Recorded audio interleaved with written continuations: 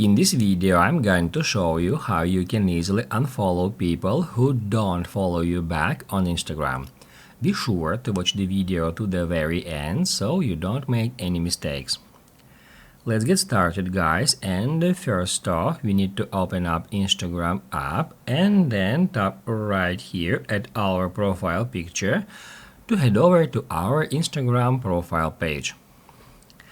After that, just tap right here where it says following, and that will show you the list of all the users whom you are currently following.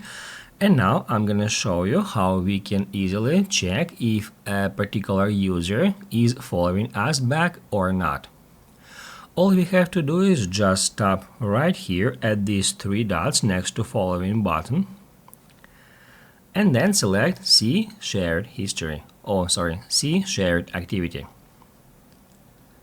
And that's where we can easily find that that particular user followed me and the month and year where they start following me. And then if we go back here, also we can tap at default to change sorting filter.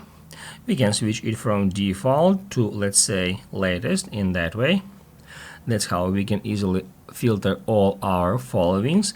And let's check that user.